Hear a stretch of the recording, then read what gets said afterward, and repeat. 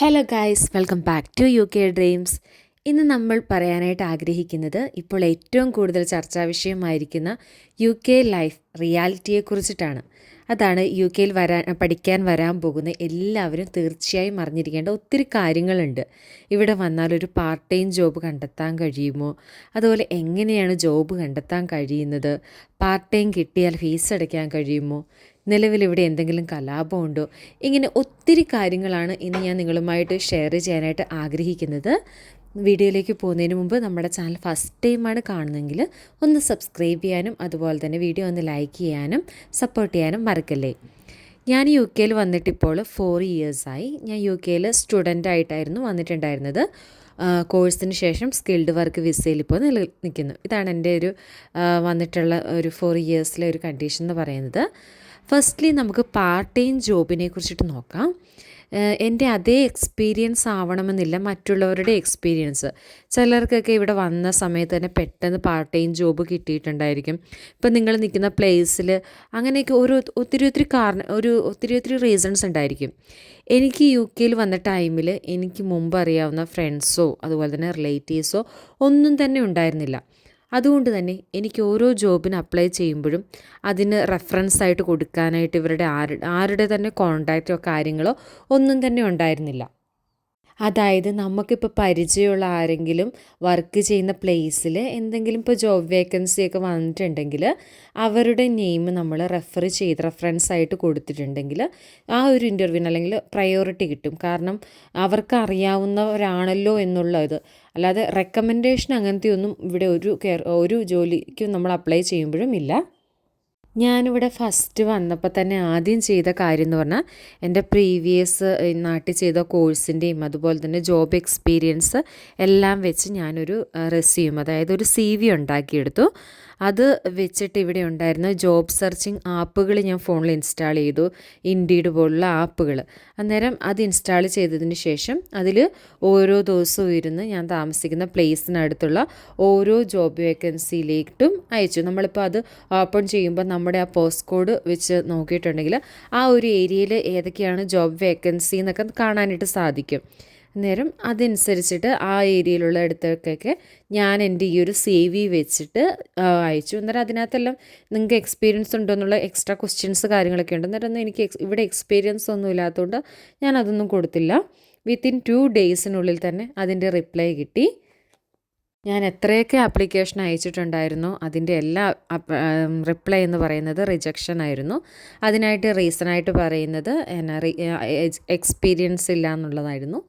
അങ്ങനെ ആദ്യത്തെ എൻ്റെ ഒരു ഇതെന്ന് പറയുന്നത് ഒത്തിരി ജോബ് സെർച്ചിങ് ആപ്പുകളിലൂടെ അയക്കും, ഒത്തിരി ഇതയക്കും, പിന്നീട് അവർ റിജക്ഷൻ എന്ന് പറഞ്ഞിട്ട് അയക്കും. ഞാനിവിടെ സ്റ്റുഡൻ്റായാണ് വന്നത്. അത് കാരണം എനിക്ക് ഓഫ് ഡേയ്സിലായിരുന്നു ഞാൻ ഇരുന്നിട്ട് ഓരോ വെബ്സൈറ്റിലും അതുപോലെ ഓരോ ജോബ് സെർച്ചിങ് ആപ്പുകളിലും ഇരുന്ന്, അതുപോലെ തന്നെ നമ്മുടെ അടുത്തുള്ള പ്ലേസുകളിലൊക്കെ ഇപ്പം അടുത്ത വല്ല കെയർ ഹോമുകളോ അല്ലെങ്കിൽ എന്തെങ്കിലും ഫാക്ടറി അങ്ങനെയൊക്കെ ഉണ്ടെങ്കിൽ അവിടെ പോയിട്ട് എന്തെങ്കിലും വേക്കൻസി ഉണ്ടോ കാര്യങ്ങളെന്നൊക്കെ അന്വേഷിക്കുന്നത് ഓഫ് ഡേയ്സുകളിലായിരുന്നു. കാരണം നമുക്ക് യൂണിവേഴ്സിറ്റിയിൽ എനിക്ക് 4 ഡേയ്സ് ക്ലാസ് ഉണ്ടായിരുന്നു. അന്നേരം ബാക്കിയുള്ള ദിവസങ്ങളിൽ മാത്രമാണ് നമുക്ക് ജോബ് സെർച്ച് ചെയ്യാനൊക്കെ ആയിട്ട് പോയിട്ട് അന്വേഷിക്കാനൊക്കെ ആയിട്ട് കഴിയുന്നത്. ഞാനിവിടെ വന്നു കഴിഞ്ഞപ്പോൾ തന്നെ ആ ദിവസം മുതൽ നമ്മൾ വന്ന ദിവസം തൊട്ട് നമ്മൾ സ്ട്രഗിൾ ചെയ്യുന്നതെന്ന് വെച്ചാൽ ഇവിടുത്തെ എക്സ്പെൻസ് കാര്യങ്ങളാണ്. കാരണം നമുക്ക് നാട്ടിൽ നിന്ന് വന്നു കഴിയുമ്പോൾ നമുക്ക് ഇവിടെ വന്നു കഴിഞ്ഞിട്ട് ജോലി അങ്ങനെയൊന്നും ഇല്ലാഞ്ഞതുകൊണ്ട് തന്നെ ഇവിടെ വന്ന് അപ്പോൾ തൊട്ട് തന്നെ നമ്മൾ റെൻറ്റിന് കൊടുക്കണം. ബിൽസ് ഉണ്ട് സെപ്പറേറ്റ് ആയിട്ട്, ഗ്യാസ്, ഇലക്ട്രിസിറ്റി, വാട്ടർ ബില്ല് ഇതൊക്കെ നമ്മൾ പേ ചെയ്യണം. പിന്നെ ദൈവത്തിൻ്റെ അനുഗ്രഹം കൊണ്ട് ഞാൻ സ്റ്റുഡൻ്റ് ആയിരുന്നുകൊണ്ട് എനിക്ക് കൗൺസിൽ ടാക്സ് പേ ചെയ്യേണ്ടി വന്നിരുന്നില്ല. അതുപോലെ തന്നെ ദിവസം 4 ഡേയ്സ് യൂണിവേഴ്സിറ്റിയിൽ ക്ലാസ് ഉണ്ട്. അന്നേരം നമ്മൾ യൂണിവേഴ്സിറ്റി പോകണമെങ്കിൽ ഞാൻ താമസിക്കുന്നിടത്തുനിന്ന് അത്യാവശ്യം നല്ല ഡിസ്റ്റൻസ് ഉണ്ടായിരുന്നു. അന്നേരം നമ്മൾ ബസ്സിന് നമ്മൾ പൈസ കൊടുത്തിട്ട് വേണം പോകാൻ വേണ്ടിയിട്ട്. അതുപോലെ തന്നെ നമുക്ക് ബേസിക്കായിട്ട് ഗ്രോസറി സാധനങ്ങൾ, പാല്, മുട്ട, അങ്ങനെ നമുക്ക് അത്യാവശ്യത്തിന് വേണ്ട സാധനങ്ങളൊക്കെ ഇല്ലേ, അതേപോലെ ഇവിടുത്തെ ഫോൺ റീചാർജ് ചെയ്യണം. ഇങ്ങനെ ഇത്രയും എന്ന് പറഞ്ഞിട്ടുണ്ടെങ്കിൽ നമുക്ക് ബേസിക്കായിട്ടുള്ള കാര്യങ്ങളാണ്. ഇത് പേ ചെയ്യാൻ വേണ്ടിയിട്ട് ഞാൻ ആ ഒരു ടൈമിൽ ഒത്തിരി സ്ട്രഗിൾ ചെയ്തിട്ടുണ്ടായിരുന്നു. പിന്നെ നമ്മൾ ഷെയർ ചെയ്തിട്ടുള്ള വീട്ടിലായിരുന്നു താമസിച്ചിട്ടുണ്ടായിരുന്നത്. പിന്നെ അവിടെയുള്ളവരൊക്കെ ഹെൽപ്പ് ചെയ്തിട്ടൊക്കെയായിരുന്നു ഫസ്റ്റ് നമ്മൾ പേയ്മെൻറ്റ് കാര്യങ്ങളൊക്കെ ചെയ്തിട്ടുണ്ടായിരുന്നത്. കാരണം അതുമാത്രമല്ല, നമ്മുടെ നാട്ടിൽ നിന്ന് പേരൻസ് എനിക്ക് ഇങ്ങോട്ട് പൈസ അയച്ചുകൊണ്ടിരിക്കുമായിരുന്നു. കാരണം വേറെ എനിക്ക് വഴികളൊന്നുമില്ല, ജോബ് ശരിയായിട്ടില്ല. പക്ഷേ നമ്മൾ ഈ എല്ലാ കാര്യങ്ങളും, അതായത് ഇത് റെൻ്റ് അടയ്ക്കാതിരിക്കാൻ പറ്റത്തില്ല, ബിൽസ് പേ ചെയ്യാതിരിക്കാൻ പറ്റത്തില്ല, യൂണിവേഴ്സിറ്റി പോകണമെങ്കിൽ ബസ്സിന് പൈസ കൊടുക്കാതിരിക്കാൻ പറ്റത്തില്ല. അങ്ങനെയെല്ലാം വന്ന സമയത്ത് എനിക്ക് കൂടുതലും നാട്ടിൽ നിന്ന് പേരൻസ് പൈസ അയച്ച് തന്നുകൊണ്ട് തന്നെ ഇരിക്കുമായിരുന്നു. ഞാൻ UK വന്ന് എനിക്ക് 3.5 മാസം കഴിഞ്ഞതിന് ശേഷമാണ് എനിക്കൊരു പാർട്ട് ടൈം ജോബ് കിട്ടിയത്. ആ 3.5 മാസവും എനിക്ക് നാട്ടിൽ നിന്നും പൈസ അയച്ച് അങ്ങനെയൊക്കെയായിരുന്നു ഞാൻ അഡ്ജസ്റ്റ് ചെയ്ത് പോയിക്കൊണ്ടിരുന്നത്. അതായത് ജോബ് ആപ്പുകൾ അപ്ലൈ ചെയ്ത് കിട്ടാതെ വന്നപ്പോൾ തന്നെ ഞാൻ കുറച്ച് ദൂരെയുള്ള കുറച്ച് സ്ഥലം വന്നാൽ കുറച്ചും കൂടെ ഡിസ്റ്റൻസ് ഉള്ളിടത്ത് എവിടെയെങ്കിലും കിട്ടുമോ എന്ന് അറിയാൻ വേണ്ടിയിട്ട് സെർച്ച് ചെയ്യാനായിട്ട് തുടങ്ങി. അങ്ങനെ ഒരു ഫുഡ് ഫാക്ടറിയിൽ ഇൻഡക്ഷൻ നടക്കുന്നുണ്ടെന്ന് എൻ്റെ ഒരു ഫ്രണ്ട് വഴി ഞാൻ അറിഞ്ഞ്, അങ്ങനെ അവിടെ ദൈവാനുഗ്രഹത്താൽ ഞാൻ ഇൻഡക്ഷന് പങ്കെടുത്ത് അവിടെ വേക്കൻസി കാര്യങ്ങളൊക്കെ ഉണ്ടായിരുന്നത് കൊണ്ട് എനിക്കൊരു പേരിനൊരു പാർട്ട് ടൈം ജോബ് കിട്ടി. പാർട്ട് ടൈം ജോബ് കിട്ടിയതിന് ശേഷം അവരുടെ HR നമുക്ക് മെസ്സേജ് ഇങ്ങനെ അയക്കും, ഈ ദിവസങ്ങളിൽ ഷിഫ്റ്റ് വേക്കൻസി അവൈലബിൾ എന്നൊക്കെ പറഞ്ഞത്. അന്നേരം എൻ്റെ പ്രശ്നം എന്ന് വെച്ചിട്ടുണ്ടെങ്കിൽ എനിക്ക് യൂണിവേഴ്സിറ്റിയിൽ 4 days ക്ലാസ്സിന് പോകണമായിരുന്നു. ഈ ക്ലാസ് ഇല്ലാത്ത ദിവസം അതും നമുക്ക് 20 hours മാത്രമേ, അതായത് 2 days മാത്രമേ നമുക്ക് വർക്ക് ചെയ്യാനായിട്ട് പറ്റുള്ളൂ. എനിക്കിപ്പോൾ അവർ അവിടെ നിന്ന് അയക്കുന്ന ഡേറ്റിൽ കൂടുതലും എനിക്ക് ക്ലാസ് ഉള്ള ദിവസങ്ങളായിരിക്കും. അന്നേരം എനിക്ക് ആ യൂണിവേഴ്സിറ്റിയിൽ പോകാതെ ജോബിന് പോകാനായിട്ട് പറ്റത്തില്ല. അന്നേരം കാരണം അറ്റൻഡൻസ് എന്ന് പറയുന്നത് വളരെ ഇമ്പോർട്ടൻ്റ് ആണ്. നമുക്ക് യൂണിവേഴ്സിറ്റിയിൽ ഇത്ര പെർസെൻറ്റേജ് അറ്റൻഡൻസ് വളരെ ഇമ്പോർട്ടൻ്റ് ആയിട്ടുള്ള കാര്യമാണ്. അതിനാൽ ഞാൻ യൂണിവേഴ്സിറ്റിയിലേക്ക് പോകും. അങ്ങനെ 2 വീക്കിൽ ഒരു ദിവസമൊക്കെ ആയിരുന്നു എനിക്ക് പാർട്ട് ടൈം ജോബിന് പോകാനായിട്ട് സാധിച്ചിട്ടുണ്ടായിരുന്നത്. ഞാനൊരു ഫുഡ് ഫാക്ടറിയിലാണ് ജോബിന് പോയത്. അവിടെ ചെന്നപ്പോൾ അവരുടെ യൂണിഫോം കാര്യങ്ങളൊക്കെ ഇടുക, പിന്നെ അവിടെ ഓരോ ടീമിലേക്കായിട്ടാണ് അവിടുത്തെ സൂപ്പർവൈസേഴ്സ് നമ്മളെ അയക്കും. എൻ്റെ ജോബ് ഓടിക്കൊണ്ടിരിക്കുന്ന ബെൽറ്റിൽ വരുന്ന ഓരോ പാത്രത്തിലും ഡിഫറെൻ്റ് ആയിട്ടുള്ള ഫുഡ് ഐറ്റംസ്, അതായത് പൊട്ടറ്റോ ഇതാക്കിയിട്ടുള്ളത്, അല്ലെങ്കിൽ സമൂസ, ചിക്കൻ നഗറ്റ്സ്, ഇങ്ങനെ ഇതൊക്കെ ഫില്ല് ചെയ്യുക എന്നുള്ളതാണ്. ഓരോ പാത്രത്തിലും ഡിഫറെൻ്റ് ആയിട്ടുള്ള ഫുഡ് ഐറ്റംസ് ആയിരിക്കും. അതായത് ഒരു ബെൽറ്റ് വളരെ സ്പീഡിൽ ഇങ്ങനെ ഓടി പോകുന്നു. അതിലേക്ക് നമ്മൾ ഓരോ കയ്യിൽ, ഇപ്പം ഒരു കയ്യിൽ 4 എണ്ണമാണ്, അപ്പുറത്തെ കയ്യിൽ 4 എണ്ണം, ഇത്ര ഗ്രാം എന്നൊക്കെ ഉണ്ട്. അന്നേരം എനിക്ക് മുമ്പ് എക്സ്പീരിയൻസ് ഒന്നും ഇല്ലാത്തത് കൊണ്ട് തന്നെ ഞാനിത് ഫില്ല് ചെയ്യുമ്പോൾ മാറിപ്പോകും. എൻ്റെ കൂടെ ഉള്ളവർ അത്യാവശ്യം നല്ല എക്സ്പീരിയൻസ്, വർഷങ്ങളായിട്ട് ഈ പണി ചെയ്യുന്നവരായിരുന്നു. അന്നേരം ഞാൻ അറിയാതെ അത് മാറിപ്പോകുമ്പോൾ ഓട്ടോമാറ്റിക്കലി അവരുടെ ഇതെല്ലാം തെറ്റും. അന്നേരം സൂപ്പർവൈസേഴ്സ് വരും, വന്ന് ചൂടാകും. അങ്ങനെ വളരെ മാനസികമായ സമ്മർദ്ദങ്ങളായിരുന്നു എനിക്ക് ആ ഒരു കാലഘട്ടത്തിൽ, ഞാൻ ജോലി ചെയ്തുകൊണ്ടിരുന്ന സമയത്ത് എനിക്കുണ്ടായിട്ടുണ്ടായിരുന്നത്. ഈ സ്പീഡിൽ പോകുന്ന ബെൽറ്റ് കാണുമ്പോൾ തന്നെ ഇങ്ങനെ ടെൻഷനായിട്ട് നമുക്ക് തന്നെ മറന്നു പോവും. അത് മനുഷ്യൻ്റെ എന്നാ പറയണ്ടേ, നമുക്ക് ഭയങ്കര ടെൻഷനാവും. തെറ്റിപ്പോ അങ്ങനെ എനിക്കുണ്ടായൊരു എക്സ്പീരിയൻസ് ആണ് കേട്ടോ ഞാനിവിടെ ഷെയർ ചെയ്യുന്നത്. അതുപോലെ തന്നെ ഞാൻ സ്റ്റേ ചെയ്യുന്നിടത്തു നിന്ന് ഒത്തിരി ഡിസ്റ്റൻസിനകലെയായിരുന്നു ഈ ഒരു ഫാക്ടറി ഉണ്ടാകുന്നത്. അന്നേരം തന്നെ നമ്മൾ 2-3 ബസ്സൊക്കെ കയറിയിട്ടാണ് നമ്മൾ ഈ ഒരു ജോലി ഉള്ളിടത്തോട്ട് നമ്മൾ എത്തുന്നത്. എന്ന് വെച്ചാൽ അതിരാവിലെ നമ്മൾ 2-3 ബസ്സൊക്കെ മാറി കയറുക എന്നൊക്കെ പറഞ്ഞാൽ ഭയങ്കര ബുദ്ധിമുട്ടുള്ള കാര്യമായിരുന്നു. ചില ദിവസങ്ങളിലൊക്കെ നമ്മൾ വന്നു കഴിയുമ്പോൾ ചിലപ്പോൾ മെഷീൻ ബ്ലോക്കായി ജോബില്ല എന്നൊക്കെ പറഞ്ഞ് അവർ നമ്മളെ പറഞ്ഞു വിടും. പിന്നെ ഒത്തിരി ദൂരത്തുനിന്ന് യാത്ര ചെയ്ത് വരുന്നതുകൊണ്ട് ഒത്തിരി കഷ്ടപ്പാട്. വന്നു കഴിഞ്ഞ് കഴിയുമ്പോഴത്തേനും അവർ പറയും ജോലിയില്ല. അന്നേരം നമുക്ക് വേറെ ഓപ്ഷനൊന്നുമില്ല, വന്നതുപോലെ തിരിച്ചു പോകുക എന്നുള്ളതാണ്. ഈ ഒരു കിട്ടുന്ന സാലറി കൊണ്ടായിരുന്നു നമ്മൾ എല്ലാ കാര്യങ്ങളും അഡ്ജസ്റ്റ് ചെയ്ത് ഇതാക്കിക്കൊണ്ടിരുന്നത്. അങ്ങനെ ഒട്ടും ഷിഫ്റ്റ് കിട്ടാതെ വന്നപ്പോൾ എനിക്ക് ആ ഒരു ജോലി നഷ്ടമായി. കാരണം വെച്ചാൽ അവർ ഓഫർ ചെയ്യുന്ന ദിവസം എനിക്ക് യൂണിവേഴ്സിറ്റി ക്ലാസ് ഉണ്ടാവും, എനിക്ക് പോകാനായിട്ട് പറ്റില്ല. പിന്നെ കൂടുതലായിട്ടും സൺഡേയ്സിലാണ് വരാനായിട്ട് നമ്മളോട് പറയുന്നത്. ഇപ്പം ഇവിടുത്തെന്ന് വെച്ചിട്ടുണ്ടെങ്കിൽ സൺഡേയ്സിൽ നമുക്ക് ജോലിക്ക് പോകണമെങ്കിൽ നമ്മൾ കാറ് ബുക്ക് ചെയ്തിട്ടൊക്കെ വേണം പോകാൻ വേണ്ടിയിട്ട്. കാരണം ചോദിച്ചിട്ടുണ്ടെങ്കിൽ കൂടുതലും സൺഡേയ്സിൽ ബസ്സൊക്കെ വളരെ കുറവായിരിക്കും. അന്നേരം ഈ 3 ബസ് കയറി പോകേണ്ടടുത്ത് ചിലപ്പം ഒരു ബസ് ഉണ്ടാവുള്ളൂ, അടുത്ത 2 ബസ് ഉണ്ടാവില്ല. കൂടുതലും സൺഡേയ്സിൽ അങ്ങനെയാണ്, ബസ് വളരെ കുറവായിരിക്കും. അങ്ങനെ വരുമ്പോൾ നമ്മൾ ഇവിടുന്ന് നമ്മൾ താമസിക്കുന്നിടത്തു നിന്ന് തൊട്ട് ജോലി സ്ഥലം വരെ നമ്മൾ കാറ് ബുക്ക് ചെയ്തിട്ടൊക്കെ പോകണം. അന്നേരം നമുക്ക് അങ്ങോട്ട് പോകുമ്പോൾ ഒരു വശത്തേക്ക് 25 പൗണ്ടിനടുത്താവും, തിരിച്ച് വരുമ്പോൾ 25 പൗണ്ട്. അന്നേരം നമുക്ക് ഒരു ദിവസം തന്നെ നമുക്ക് വരുന്നത് 50 പൗണ്ട് ട്രാവലിന് വേണ്ടി മാത്രം. അതായത് അത് എപ്പോഴാണ് കഴിയുന്നതെന്ന് പറയാൻ പറ്റില്ല. അന്നേരം അത് നമ്മൾ ബുക്ക് ചെയ്ത് നമുക്ക് 50 പൗണ്ടിനടുത്ത് വരുമായിരുന്നു. അന്നേരം എനിക്ക് ഒരു മണിക്കൂറിന് കിട്ടുന്നത് 8.5 പൗണ്ടായിരുന്നു ആ ഒരു ടൈമിൽ കിട്ടുന്നത്. അന്നേരം നമ്മൾ കൂടുതലും സൺഡേസിൽ പോകില്ല, കാരണം അത് നമുക്ക് നഷ്ടമാണ്. നമുക്ക് ആ പൈസ അല്ലെങ്കിൽ ട്രാവലിന് വേണ്ടി അത്രയും പോകും. അങ്ങനെ അവർ ഓഫർ ചെയ്യുമ്പോൾ പോകാതെ വന്നതിന് ശേഷം എനിക്ക് ആ ഒരു ജോലി നഷ്ടമായി. അതുപോലെ തന്നെ ഏറ്റവും കൂടുതൽ തലവേദന ഉണ്ടായിരുന്ന മറ്റൊരു കേസ് എന്ന് പറയുന്നത്, നമ്മൾ ഈ യൂണിവേഴ്സിറ്റിയിൽ നമുക്ക് കൂടുതലും ഓരോ വിഷയത്തിനും ഓരോ അസൈൻമെൻ്റ് ഉണ്ട്. അന്നേരം നമുക്ക് ഈ കിട്ടുന്ന ഓഫ് ഡേയ്സിലാണ് നമ്മൾ ഈ അസൈൻമെൻറ്റ് ഇതാക്കുന്നതും കറക്ഷൻസ് വരുത്തുന്നതും അതുപോലെ എഴുതുന്നതും. അങ്ങനെ ഒത്തിരി സ്ട്രഗിൾ നിറഞ്ഞ ഒരു സ്റ്റുഡൻറ്റ് ലൈഫായിരുന്നു എനിക്കുണ്ടായിരുന്നത്.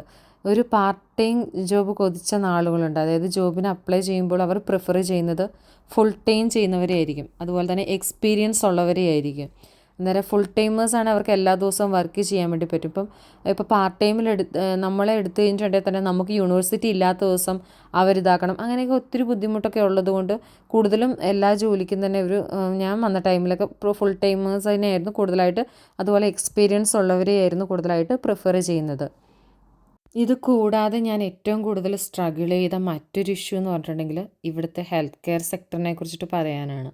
അതായത് ഇവിടെ നമ്മൾ വന്ന സമയത്ത് ഒരു നവംബർ ആ ഒരു മാസത്തിലായിരുന്നു ഞങ്ങളിവിടെ വന്നിട്ടുണ്ടായിരുന്നത്. ഇവിടെ നല്ല തണുപ്പുള്ള ടൈമിലായിരുന്നു. അതായത് നമ്മുടെ നാട്ടിലൊരു 33 ഡിഗ്രി സെൽഷ്യസ് ഒക്കെ നല്ല ചൂടായിട്ട് നിന്നിട്ട് പെട്ടെന്ന് ഇന്ത്യയിൽ നിന്നും ഞാനിവിടെ യു കെയിൽ വന്നപ്പം ഇവിടെ എത്ര 5 ഡിഗ്രി സെൽഷ്യസ് അത്രയാണ്. അതായത് കൊടും തണുപ്പ്. ഞാൻ നാട്ടിൽ നിന്ന് വന്ന് ജാക്കറ്റൊക്കെ ഇട്ട് വന്ന് ഇവിടെ പുറത്തിറങ്ങി കഴിഞ്ഞപ്പോഴത്തേനും ഇങ്ങനെ നമ്മളെ കിടുകിടാ വിറയ്ക്കുമായിരുന്നു. അത്രയും തണുപ്പായിരുന്നു.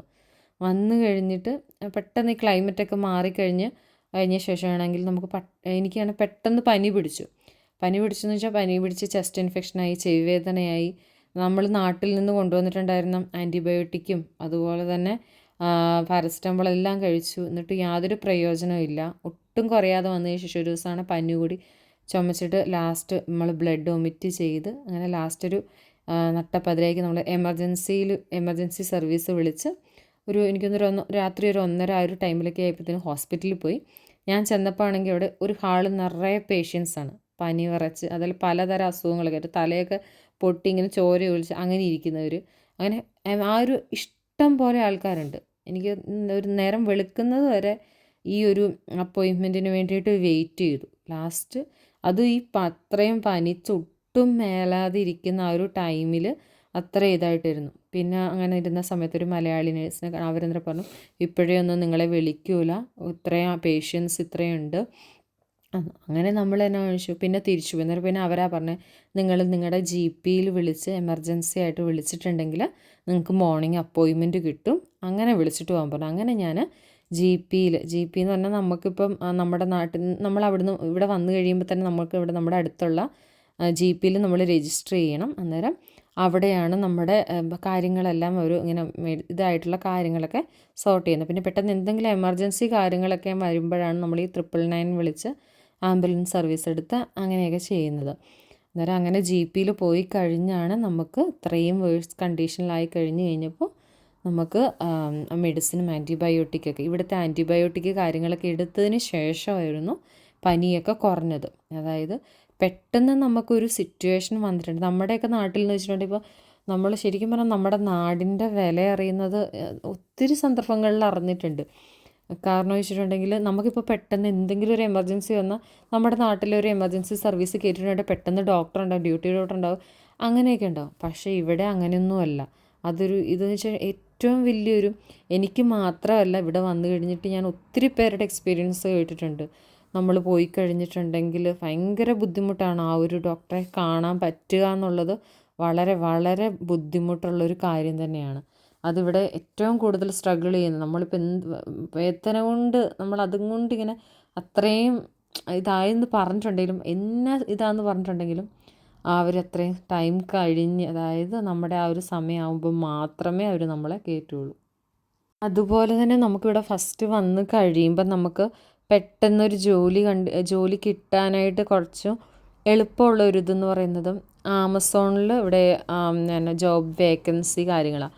അന്നേരം ആദ്യം എനിക്ക് പറ്റിയത് എന്നാന്ന് വെച്ചിട്ടുണ്ടായിരുന്നെങ്കിൽ ഞാൻ ഫസ്റ്റ് ആമസോണിൻ്റെ ഇത് അപ്ലൈ എല്ലാം ചെയ്ത് നമ്മുടെ ഡീറ്റെയിൽസ് എല്ലാം കൊടുത്ത് ഇതെല്ലാം കഴിഞ്ഞു. ഇവിടെ സെക്കൻഡ് സെക്ഷൻ എന്ന് പറഞ്ഞിട്ട് ഒരു ഓൺലൈൻ എക്സാം പോലെ ഒരു സംഭവമുണ്ട്. അന്നേരം പെട്ടെന്ന് ഇത്ര ക്വസ്റ്റ്യൻസ് ഉണ്ട്. എത്ര ക്വസ്റ്റ്യൻസ് എന്ന് ഞാൻ ഓർക്കുന്നില്ല. എത്ര ക്വസ്റ്റ്യൻസ്, അതായത് ഇങ്ങനെ റീസണിങ് ആയിട്ടുള്ള ക്വസ്റ്റ്യൻസ്, ഇന്ന കാര്യത്തിലാണെങ്കിൽ നമ്മൾ എന്ത് ചെയ്യും. അന്നേരം അത് ഒരു ക്വസ്റ്റ്യന് ഇത്ര സെക്കൻഡ്സ് ആണുള്ളത്. അന്നേരം അതിന് എത്ര ആകുമ്പോഴത്തേനും അതെ നമ്മളിന്ന് വായിച്ച് പെട്ടെന്ന് അത് ഇതാക്കുമ്പോഴത്തേക്കും ഇതാവും. അങ്ങനെ ഇത്ര പെർസെൻറ്റേജ് നമ്മൾ പാസ്സായെങ്കിൽ മാത്രമേ അത് കിട്ടുകയുള്ളൂ. അന്നേരം അത്യാവശ്യം നല്ല പ്രിപ്പയർഡൊക്കെ ആയിട്ട് അതുപോലുള്ള എക്സാംസൊക്കെ അറ്റൻഡ് ചെയ്യുക. അങ്ങനെ കുറേ മാസങ്ങൾക്ക് ശേഷം ഞാനിവിടെ യു കെയിൽ വന്ന് ഞാൻ യൂണിവേഴ്സിറ്റിയിലൊക്കെ പോയിട്ട് അത്യാവശ്യം ഫ്രണ്ട്സൊക്കെ ആയ ശേഷം എൻ്റെ ഒരു ഫ്രണ്ട് പറഞ്ഞു അവൾ വർക്ക് ചെയ്യുന്നൊരു കെയർ ഹോമിൽ ഇങ്ങനെ 2-3 വേക്കൻസീസ് വന്നിട്ടുണ്ട്. അന്നേരം നീ പെട്ടെന്ന് അപ്ലൈ ചെയ്തിട്ടുണ്ടെങ്കിൽ അല്ലെങ്കിൽ അവിടെ പോയിട്ടൊന്ന് അന്വേഷിച്ച് നോക്കുക, അന്നേരം നിനക്ക് കിട്ടും എന്ന് പറഞ്ഞു. അങ്ങനെ സത്യം പറഞ്ഞിട്ടുണ്ടെങ്കിൽ ദൈവത്തിൻ്റെ ഒരു അനുഗ്രഹം കൊണ്ട് മാത്രമാണ് ഞാനവിടെ കെയർ ഹോമിൽ പോയി അപ്ലൈ ചെയ്തു. അന്നേരം അവിടെ അത്രയും വേക്കൻസി ഉണ്ടായിരുന്നത് കൊണ്ട് ദൈവത്തിൻ്റെ അനുഗ്രഹത്തെ കൊണ്ട് എനിക്കവിടെ എനിക്ക് യു കെയിൽ പാർട്ട് ടൈം ജോലി കിട്ടിയത്, കെയർ ഹോമിൽ ആദ്യമായിട്ട് കിട്ടിയത്. അന്നേരം ഞാൻ അതിൻ്റെ എക്സ്പീരിയൻസ് ഞാൻ നിങ്ങളുമായിട്ട് കെയർ ഹോം ഇൻ്റർവ്യൂവിൻ്റെ എക്സ്പീരിയൻസും ആ ക്വസ്റ്റ്യൻസും മൊത്തം ഞാൻ വീഡിയോ ആയിട്ട് എടുത്തിട്ടുണ്ടായിരുന്നു. ഞാൻ ആൻസർ ചെയ്തതും അതിൻ്റെ എല്ലാം ഇതെല്ലാം ഞാൻ കാരണം വെച്ചിട്ടുണ്ടെങ്കിൽ എനിക്കറിയാം എന്നെപ്പോലെ സ്ട്രഗിൾ ചെയ്യുന്ന ഒത്തിരി പേരുണ്ടായിരിക്കും. അന്നേരം കാരണം മറ്റു ജോലികളെക്കാട്ടിലും നിങ്ങളൊരു കെയർ ഹോം ജോലി ഇഷ്ടപ്പെടുന്നവരാണെങ്കിൽ കുറച്ചും കൂടെ നമുക്ക് ഷിഫ്റ്റ് കാര്യങ്ങളൊക്കെ കിട്ടാൻ എളുപ്പം കെയർ ഹോം ജോലിയാണ്. അതാണെന്ന് പറഞ്ഞാൽ ഇത്ര ഫിക്സ്ഡ് അവേഴ്സ് നമുക്ക് കിട്ടും. ഇപ്പം ഞാൻ പറഞ്ഞില്ല, ഞാൻ ഫാക്ടറിയിലൊക്കെ വർക്കിന് പോയിട്ടുണ്ടായിരുന്നാലും ചില സമയത്ത് അവിടെ മെഷീൻ കംപ്ലൈൻ്റ് ആവും, അല്ലെങ്കിൽ ഇത്ര പെട്ടെന്ന് അവർ വർക്ക് തീർത്ത്, അന്നേരം നമുക്ക് ഇവിടെ അവേഴ്സിനാണ് നമുക്ക് പൈസ കിട്ടുന്നത്. അന്നേരം നമുക്ക് കിട്ടാതെ വരും. അതേസമയം നിങ്ങളൊരു ഇങ്ങനെയുള്ള കെയർ ഹോമുകളിൽ കെയർ അസിസ്റ്റൻ്റ് ആയിട്ട് അല്ലെങ്കിൽ അങ്ങനെയൊക്കെയാണ് വർക്ക് ചെയ്യുന്നതെങ്കിൽ നമുക്ക് ഇത്ര ഫിക്സ്ഡ് അവേഴ്സ് എന്തായാലും കിട്ടും, പൈസ എന്തായാലും കിട്ടും. അന്നേരം അങ്ങനെ നോക്കുക, അതായിരിക്കും ഏറ്റവും നല്ല കാര്യം. കെയർ ഹോമിൽ എനിക്ക് ജോലി കിട്ടിയിട്ടുണ്ടെങ്കിലും സത്യം പറഞ്ഞിട്ടുണ്ടെങ്കിൽ ഞാൻ ഒത്തിരി വിഷമത്തോടെ ഇങ്ങനെ ഭയങ്കര സങ്കടത്തോടെയൊക്കെ ആയിരുന്നു ജോലിക്ക് പോകുന്നത്. കാരണം ഞാൻ ആകെ അതിലൊരു ഹാപ്പിനെസ് കണ്ടെത്തിയിട്ടുണ്ടായിരുന്നത് ആ ഒരു പേയ്മെൻറ്റ് കിട്ടുമ്പോൾ മാത്രമായിരുന്നു. അതായത് ഞാൻ വർക്ക് ചെയ്തിട്ടുണ്ടായിരുന്നത് ആ സമയത്ത് ഡിമെൻഷ്യ വാർഡിലായിരുന്നു. ഡിമെൻഷ്യ വാർഡ് എന്ന് പറഞ്ഞിട്ടുണ്ടെങ്കിൽ ഭയങ്കര മറ്റു വാർഡുകൾ പോലെ റെസിഡൻഷ്യൽ വാർഡുകൾ അങ്ങനെയുള്ളത് പോലെയൊന്നുമല്ല. അവിടെ എന്ന് വെച്ചിട്ടുണ്ടെങ്കിൽ ആ ഒരു വാർഡിനകത്തോട്ട് കയറുമ്പോഴേ കാറിച്ചയും കീറിച്ചയും എന്നാ പറയണ്ട ഭയങ്കര നോയ്സി ആയിട്ടുള്ളൊരു 10 മണിക്കൂറുകളിലൂടെയാണ് കടന്നു പോകുന്നത്. എന്ന് വെച്ചാൽ അതിൽ ഭയങ്കര അഡ്വാൻസ്ഡ് ഡിമെൻഷ്യയൊക്കെ ആയിട്ടുള്ളവരൊക്കെയാണ് ഭയങ്കര അഗ്രസീവായിരിക്കും. അവരേത് രീതിയിലാണ് നമ്മളോട് ബിഹേവ് ചെയ്യുന്നതെന്നൊന്നും പറയാൻ വേണ്ടി പറ്റത്തില്ല. ചില സമയത്ത് നമ്മുടെ മുഖത്തടിക്കും, തുപ്പും. നമ്മളിപ്പം അത് മാത്രമല്ല, ഇപ്പോൾ ബെഡിൽ കിടക്കുന്നവരുടെയൊക്കെ അടുത്ത് പേഴ്സണൽ കെയറിന് അവരുടെ പാടൊക്കെ ചേഞ്ച് ചെയ്യാനൊക്കെ പോകുമ്പോൾ ആദ്യമൊക്കെ ചെയ്യുന്ന സമയത്ത് ഞാനും വോമിറ്റ് ചെയ്തിട്ടുണ്ട്. ഇങ്ങനെ അവരുടെ അപ്പിയൊക്കെ ഇത്രയൊക്കെ കാണുമ്പോൾ അതിൻ്റെ സ്മെല്ലൊക്കെ അടിക്കുമ്പോഴത്തേക്കും നമുക്ക് വോമിറ്റിങ് കാര്യങ്ങളൊക്കെ വരുമായിരുന്നു. പിന്നെ എന്നിട്ട് അത് മാത്രമല്ല, ഇവരുടെ അടുത്ത് നമ്മൾ പേഴ്സണൽ കെയറിന് പോകുന്ന സമയത്ത് അവർക്ക് ഇഷ്ടമല്ല നമ്മളവരെ തൊടുന്നതോ അല്ലെങ്കിൽ അവരെ പാഡ് ചേഞ്ച് ചെയ്യുന്നതൊന്നും അവർക്ക് ഇഷ്ടമല്ല. അന്നേരം നമ്മളെ എങ്ങനെയൊക്കെ അവർ പ്രതിരോധിക്കുക ഇങ്ങനെ നിൽക്കും. അന്നേരം നമ്മളെ ചിലപ്പോൾ ഒരു അടിക്കും. നമ്മളിങ്ങനെ ഒരു സൈഡ് പിടിക്കുമ്പോഴത്തേനും അപ്പുറത്തെ കൈ കൊണ്ടായിരിക്കും മിക്കവാറും അടി കിട്ടുന്നത്. അല്ല കാർക്കിച്ചും മുഖത്ത് തുപ്പും. കാരണം അവർക്ക് അതിനകത്തുനിന്ന് ഇതാകാൻ വേണ്ടി മാന്തി പറിക്കും. അങ്ങനെ വെച്ചിട്ടുണ്ടെങ്കിൽ ഒത്തിരി അത് മാത്രമല്ല, ഇവിടെ കിടന്ന് കൂവി എന്നുവെച്ചാൽ നമുക്ക് മെൻ്റലി ഭയങ്കരമായിട്ട് എന്നാ പറയണ്ടേ ഭയങ്കര ഇതുള്ള ഒരു സന്ദർഭങ്ങളായിരുന്നു ഞാൻ ഈ ഡിമെൻഷ്യ വാർഡുകളിൽ വർക്ക് ചെയ്തിട്ടുണ്ടായിരുന്ന എൻ്റെ എക്സ്പീരിയൻസ് എന്ന് പറയുന്നത്. അതായത് ഞാനൊരു പാർട്ട് ടൈം ജോലി ചെയ്തപ്പോൾ ഞാൻ ഒത്തിരിയേറെ സ്ട്രഗിൾ ചെയ്തിട്ടുണ്ടായിരുന്നു. ഈ ഒരു നമ്മൾ പൈസ കിട്ടുന്നത് വെച്ചിട്ടായിരുന്നു നമ്മൾ ഈ കാര്യം ഞാൻ പറഞ്ഞില്ല ഇത്രയേറെ ബില്ല് ഇതെല്ലാം നമ്മൾ നടത്തിക്കൊണ്ട് പോയിട്ടുണ്ടായിരുന്നത്. അതുമാത്രമല്ല, എൻ്റെ പ്രശ്നം എന്ന് വെച്ചാൽ ഞാൻ നാട്ടിൽ നിന്ന് വന്ന ടൈമിൽ 1 ഇയർലി ട്യൂഷൻ ഫീസ് മാത്രം അടച്ചുകൊണ്ടായിരുന്നു വന്നത്. അന്നേരം എൻ്റെ 2 ഇയർ കോഴ്സായിരുന്നു. അന്നേരം അടുത്ത വർഷം ആദ്യമായപ്പോഴത്തേക്കും ഇവിടെ വന്ന് 1 വർഷം കഴിഞ്ഞപ്പോഴത്തേക്കും ട്യൂഷൻ ഫീസ് ഇൻസ്റ്റാൾമെൻ്റ് ആയിട്ട് അത് നമുക്ക് എങ്ങനെ വേണമെങ്കിലും അടയ്ക്കാം. അന്നേരം ഞാൻ കൊടുത്ത ഇൻസ്റ്റാൾമെൻ്റ് ആയിരുന്നു. ഇത് ഓരോ മാസം ഇത്ര പേയ്മെൻ്റ് ആയിട്ട് നമ്മൾ അടയ്ക്കേണ്ടതായിട്ട് വരുന്നു. അന്നേരം ആ ഒരു ട്യൂഷൻ ഫീസും കൂടെ, അതായത് നിങ്ങളൊന്ന് ചിന്തിക്കണം, നമ്മൾ ആദ്യം ഇവിടെ വന്ന് നമുക്കൊരു പാർട്ട് ടൈം ജോബ് സെറ്റായിട്ടില്ലെങ്കിൽ നമ്മൾ ആ ഒരു ട്യൂഷൻ ഫീസ് അടയ്ക്കും. ഇത്രയും നമ്മുടെ എക്സ്പെൻസ് കാര്യങ്ങളുണ്ട്, അതും കഴിഞ്ഞ് നമ്മളൊരു ട്യൂഷൻ ഫീസ് അടയ്ക്കാമെന്ന് പറഞ്ഞിട്ടുണ്ടെങ്കിൽ അതും ബുദ്ധിമുട്ടുള്ള കാര്യങ്ങളാണ്. അന്നേരം നാട്ടിൽ നിന്നൊക്കെ വരുമ്പോൾ മക്കൾ യു കെയിൽ അല്ലെങ്കിൽ ഇവിടെ യു കെയിലാന്ന് പറയുമ്പോൾ ആരും വിചാരിക്കരുത് ഇവിടെ വരുന്ന ഓരോരുത്തരും അത്രയും കഷ്ടപ്പെട്ട് അല്ലെങ്കിൽ അത്രയും സ്ട്രഗിൾ ചെയ്തിട്ടാണ് അവരിപ്പോൾ ഒരു വിസയിൽ അല്ലെങ്കിൽ ഒരു ജോലിയിൽ എത്തിയിട്ടുണ്ടെങ്കിൽ അതെന്ന് പറഞ്ഞാൽ അത് വലിയൊരു കാര്യമാണ്. ലക്കും അതുപോലെ തന്നെ ദൈവാനുഗ്രഹവുമാണ് ഏറ്റവും കൂടുതൽ. അതുപോലെ തന്നെ നമ്മളിവിടെ ജോലിക്ക് വന്നിട്ടുണ്ടെങ്കിൽ തന്നെ ജോലി സ്ഥലത്തും ഒത്തിരിയേറെ പ്രശ്നങ്ങളും കാര്യങ്ങളും ഉണ്ട്. അതായത് നമ്മളിപ്പോൾ ഒരു ടീമൊക്കെ ആയിട്ടായിരിക്കും വർക്ക് ചെയ്യുന്നത്. ഞങ്ങൾ വന്ന സമയത്ത് ഇവിടുത്തെ കെയർ ഹോമിൽ ജോലിക്ക് വന്ന ടൈമിൽ അവിടെ വെച്ചിട്ടുണ്ടെങ്കിൽ ഇംഗ്ലീഷുകാരുണ്ട്. ഇവരെന്ന് വെച്ചിട്ടുണ്ടെങ്കിൽ ഞാൻ എല്ലാവരെയും കുറ്റപ്പെടുത്തില്ല പറയുന്നത്. എൻ്റെ കൂടെ ഉണ്ടായിരുന്ന എന്ന് പറഞ്ഞാൽ അവർ വർക്ക് ചെയ്യില്ല. അവർ വരുമ്പോൾ തൊട്ടിങ്ങനെ വർത്താനം പറയും, ഇങ്ങനെ ഇരിക്കും. അന്നേരം അവരുടെ ജോലിയും കൂടെ നമ്മൾ ചെയ്യേണ്ട ഒരു അവസ്ഥ വന്നു. അന്നേരം എൻ്റെ കൂടെ ഉണ്ടായിരുന്ന ഒരാൾ പോയിട്ട് അവർക്കെതിരെ കംപ്ലയിൻറ്റ് ചെയ്തു. കംപ്ലയിൻറ്റ് എന്ന് വെച്ചാൽ ഇങ്ങനെ പറഞ്ഞു, ഇവർ ജോലിയൊന്നും ചെയ്യുന്നില്ല എന്ന്. നമ്മൾ പറഞ്ഞു ഞങ്ങൾ ഒത്തിരി ബുദ്ധിമുട്ടുന്നുണ്ടെന്നുള്ളത് പോയിട്ടിങ്ങനെ ഒരു കംപ്ലയിൻ്റ് ആയിട്ട് പറഞ്ഞു. അന്നേരം എന്നാന്ന് ചോദിച്ചിട്ടുണ്ടെങ്കിൽ ഈ കംപ്ലയിൻറ്റ് ചെയ്ത് കഴിഞ്ഞപ്പോൾ നമ്മൾ മലയാളികളെ പോലെയല്ല. അവർ ഇംഗ്ലീഷുകാർക്കൊരു പ്രശ്നം വന്നിട്ടുണ്ടെങ്കിൽ അവരെല്ലാം കൂടെ ഒരൊറ്റ കെട്ടായിട്ടായിരിക്കും. അത് പലപ്പോഴും ഞാനിവിടെ കണ്ടിട്ടുള്ള കാര്യം. അല്ലാതെ അവരൊറ്റപ്പെടുത്തുമൊന്നുമില്ല, അവരെല്ലാം ഒറ്റക്കെട്ടായിട്ടിരിക്കും. ഇപ്പം മലയാളികളുടെ കേസിലാണെങ്കിൽ സത്യമായിട്ട് ഞാൻ ഇതായിട്ട് പറയുന്നു, ഞങ്ങൾ കണ്ടിട്ടുള്ളത് വെച്ചാൽ മലയാളികൾ ഒറ്റിയിട്ടുണ്ടെങ്കിലും ഇംഗ്ലീഷുകാരങ്ങനെയല്ല, അവരൊറ്റക്കെട്ടായിട്ട് അവരുടെ ഒരു പ്രശ്നം വരുമ്പം അവരെല്ലാവരും ഒറ്റക്കെട്ടായിരിക്കും. അങ്ങനെയുള്ള ഒത്തിരി ഇഷ്യൂസ് കാര്യങ്ങളുണ്ട്. കാരണം നമ്മളൊരു ടീമായിട്ടായിരിക്കും വർക്ക് ചെയ്യുന്നത്. അന്നേരം അതിലെല്ലാവരും ഒരുപോലെ ചെയ്തിട്ടുണ്ടെങ്കിലായിരിക്കും, അല്ലെങ്കിൽ ഒരാളെ ഉഴപ്പിയിട്ടുണ്ടെങ്കിൽ അന്നേരം അതിൻ്റെയും കൂടെ വർക്ക് നമ്മൾ ചെയ്യേണ്ടതായിട്ട് വരുമ്പോൾ ഒത്തിരി ബുദ്ധിമുട്ട് കാര്യങ്ങൾ ഉണ്ടാകും.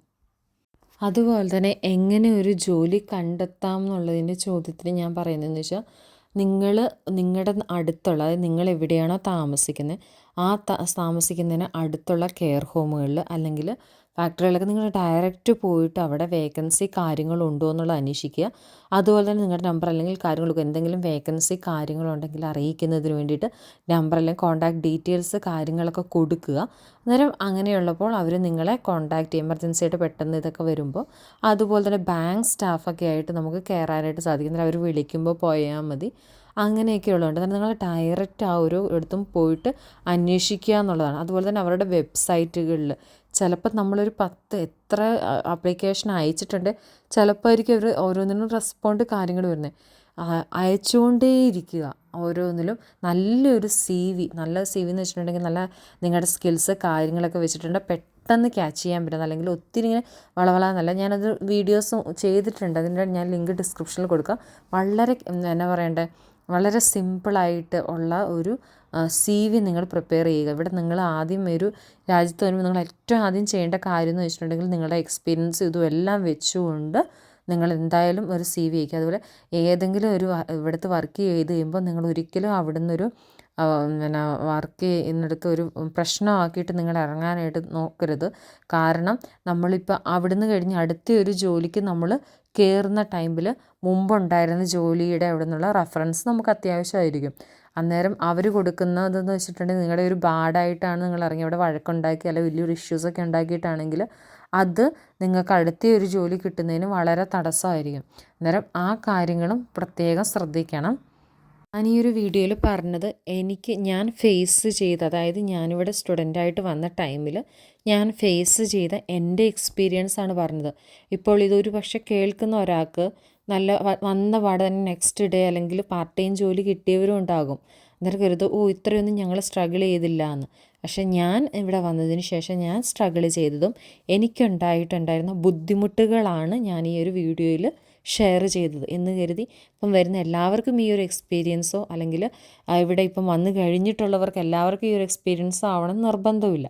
എൻ്റെ ഒരു എക്സ്പീരിയൻസാണ്. ഞാൻ എത്രത്തോളം മെൻ്റലി അല്ലെങ്കിൽ ഇവിടെ വന്നതിന് ശേഷം സ്ട്രഗിൾ ചെയ്തു എന്നുള്ള ഓരോ കാര്യങ്ങളാണ് ഞാൻ പറഞ്ഞത്. ഞാൻ പഠിച്ച കോഴ്സിൻ്റെ ബേസിൽ നമുക്ക് ജോലി കാര്യങ്ങളൊക്കെ നമുക്ക് അന്വേഷിക്കാം. നമുക്ക് ഈ ഒരു കെയർ വിസ മാത്രമല്ല, ഒത്തിരി ജോബ് വേക്കൻസികൾ കാര്യങ്ങളൊക്കെ ഉണ്ട്. പല ഫീൽഡിലുള്ള ജോബ് വേക്കൻസീസ് ഒക്കെ ഉണ്ട്. അന്നേരം നിങ്ങൾ അതൊരു ജോബ് സെർച്ചിങ് ആപ്പുകളൊക്കെ നോക്കിയിട്ടുണ്ടെങ്കിൽ നിങ്ങൾക്ക് കാണാനായിട്ട് സാധിക്കും ഏതൊക്കെ ഏരിയയിലേക്കാണ്. പല തരത്തിലുള്ള ഇപ്പോൾ ഓഫീസ് ജോബ് ഇഷ്ടപ്പെടുന്നവർക്ക് അങ്ങനെയുള്ള ജോബ് വേക്കൻസീസ് ഉണ്ട്, എല്ലാ കാര്യങ്ങളും ഉണ്ട്. അന്നേരം നമ്മൾ മാക്സിമം ഇൻ്റർവ്യൂസിനൊക്കെ പോയിട്ട് അറ്റൻഡ് ചെയ്യുക. ആദ്യത്തെ 1-2 ഇൻ്റർവ്യൂവിനൊന്നും കിട്ടിയില്ലെന്ന് പറഞ്ഞ് ഒരിക്കലും മാറി നിൽക്കരുത്. ഇൻ്റർവ്യൂസ് അറ്റൻഡ് ചെയ്തുകൊണ്ടിരിക്കുക. എപ്പോഴാണ് നിങ്ങളുടെ ഇതെന്ന് പറയാൻ വേണ്ടി പറ്റത്തില്ലല്ലോ. അന്നേരം അത് മാത്രമല്ല, നിങ്ങളൊരു ഇൻ്റർവ്യൂവിന് പോകുന്ന ടൈമിൽ നന്നായിട്ട് പ്രിപ്പയർഡായിട്ട് പോകണം. അല്ലാതെ ഇതാക്കാലോ ആ ഒരു ഇതിൽ പോകരുത്. നന്നായിട്ട് പ്രിപ്പയർഡായിട്ട് ഇതായിട്ട് പോകണം. നിങ്ങൾക്ക് സഹായിക്കുന്ന ഒത്തിരി ഇൻ്റർവ്യൂവിൻ്റെ ക്വസ്റ്റ്യൻസും കാര്യങ്ങളും അതുപോലെ ആൻസേഴ്സും എല്ലാ എക്സ്പീരിയൻസും നമ്മുടെ മുമ്പത്തെ വീഡിയോയിൽ നമ്മൾ പറഞ്ഞിട്ടുണ്ട്. അന്നേരം അതിൻ്റെ എല്ലാ ലിങ്ക് ഞാൻ ഡിസ്ക്രിപ്ഷൻ ബോക്സിൽ കൊടുക്കാം. ഞാൻ ഈ ഒരു വീഡിയോയിൽ ഷെയർ ചെയ്തത് എൻ്റെ എക്സ്പീരിയൻസ് ആണ്. ഇതുകൊണ്ട് ഞാൻ ഇതാക്കുന്നതെന്ന് വെച്ചിട്ടുണ്ടെങ്കിൽ ഇങ്ങനെയുള്ള എക്സ്പീരിയൻസിലൂടെയാണ് ഞാൻ കടന്നു പോയത്. എന്നാലും ദൈവത്തിൻ്റെ അനുഗ്രഹം കൊണ്ട് എനിക്കിവിടെ ഒരു കെയർ വിസ കിട്ടുകയും എനിക്ക് ജോലി ചെയ്യാനും സാധിച്ചു. അന്നേരം ആദ്യം വന്നപ്പോൾ നമുക്ക് കുറച്ച് സ്ട്രഗിൾസ് കാര്യങ്ങളുണ്ടെങ്കിലും പിന്നീട് അതെല്ലാം വെച്ചാൽ നല്ലൊരു അവിടെ ഒരു കെയർ ഹോമിൽ ജോലി ചെയ്യാനായിട്ട് സാധിച്ചു. എൻ്റെ എക്സ്പീരിയൻസ് ആണ് ഞാൻ ഷെയർ ചെയ്തത്. എല്ലാവർക്കും ഈ ഒരു എക്സ്പീരിയൻസ് കാര്യങ്ങളായിരിക്കണമെന്നില്ല. അന്നേരം ഇതാണ് ഇന്നത്തെ വീഡിയോയിൽ ഞാൻ നിങ്ങളുമായിട്ട് ഷെയർ ചെയ്യാനായിട്ട് ആഗ്രഹിച്ചത്. അന്നേരം വീഡിയോ ഇഷ്ടപ്പെട്ടിട്ടുണ്ടെങ്കിൽ ഒന്ന് ലൈക്ക് ചെയ്യുക, ചാനൽ സബ്സ്ക്രൈബ് ചെയ്യുക, സപ്പോർട്ട് ചെയ്യുക. ഇത്രയും നാൾ നിങ്ങൾ തന്ന എല്ലാ സപ്പോർട്ടിനും ഒത്തിരി നന്ദി. Thanks for watching my video. Thank you all.